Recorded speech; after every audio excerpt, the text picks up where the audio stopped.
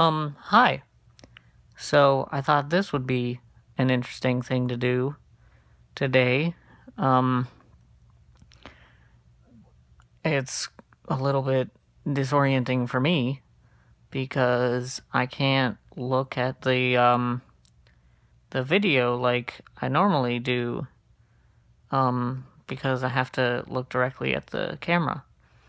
But, you know, um, in order for me to see the video as it's recording, I have to look over like this. So I'm making an effort not to do that. I have received some um, feedback that I should talk about more interesting things, so I'm going to try to do that. And I was trying to think of something to talk about today, and I came up with an idea, and I'm going to talk about it. And please leave in the comments whether you thought it was an interesting thing. Hiccup. And I'll try to. Anyway, so oh boy, I just totally blanked. I was thinking about when you kill a person, and I suppose that's an interesting way to start off. But when a person is made up of many individual cells and organisms and such, and somehow these things come together to make a single um, a single consciousness of some sort. And I this is I'm not say I don't want to say that I'm going to try not to be philosophical about this, because this is sort of a philosophical topic by definition, but I don't want to get too religious or anything. But it brings up the question of, like, what is consciousness, and that's what I don't really want to get into. None of us have the proof that the others have consciousness, and like I said, I don't want to get into that discussion. But if we take the assumption that each person has consciousness, or even if we don't, with the knowledge that you personally have consciousness, because as Descartes said, you know that you have consciousness regardless of whether other people have similar consciousness or the same type of consciousness or anything. You know that you have consciousness. So how do all these individual systems come together and form a single consciousness is the question that I want to talk about. And I talk about it as an interesting phrase because I have no idea. I don't really have anything to say on as far as whether or not. I mean, as far as how, because I just have no clue whatsoever.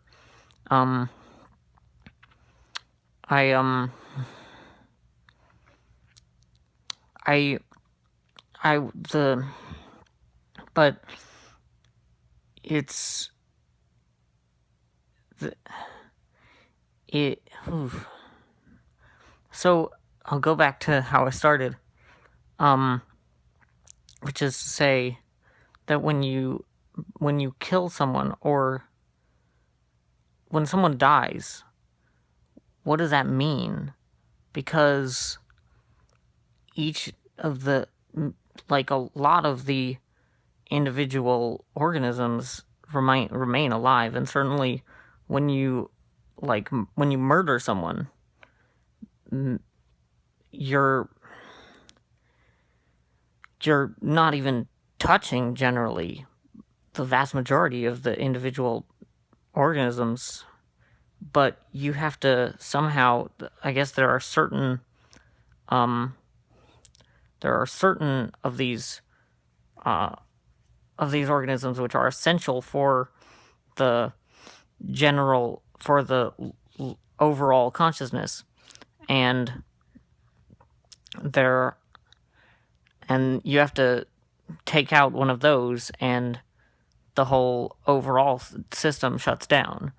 And that's interesting because those individual parts that you have to take out, I don't think they themselves have the level of consciousness that you as a whole person have. So for example, if there's like a specific part of your brain that is necessary for your consciousness, so that if you destroy it, then you'll die, or for your life, if it's necessary for your life, such that if you destroy it, you will die. Does that thing have a consciousness? And I think most of us would agree that it doesn't, or at least it doesn't in the same sense that you have a consciousness. But what about those individual cells or atoms or whatever make it possible for you to have a consciousness in a sense that it itself does not have? And then going back to the killing someone, why, if you think of it as not killing a person, but killing a relatively small percentage of that person's individual organisms, how does that reflect on the act of murder? And another aspect that I'll bring up that I have been thinking about is that when you do that, I think even if you're not destroying immediately, like the organisms in your toe or whatever, those vital organisms dying or being destroyed sort of condemns the rest to eventually die. And I have no idea. I don't know the science behind this to know the turnaround rate for that sort of thing. And I'm also making up a lot of the... Don't use this as a biology lesson is what I'm trying to say. I have no idea what's going on inside your body. I'm just sort of making wild assumptions. But anyway, leave in the comments what you think of that topic and whether it was interesting and what thoughts you have on it, and also leave more topics that you would like me to talk about. One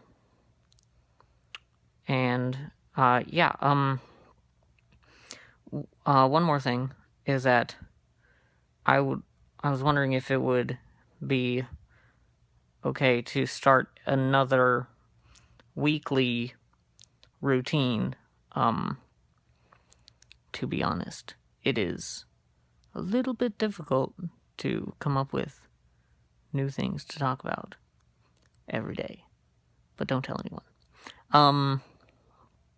But so I was wondering if it would be okay to start a weekly thing. By the way, Marcus, I promise I won't make you write a song every week again.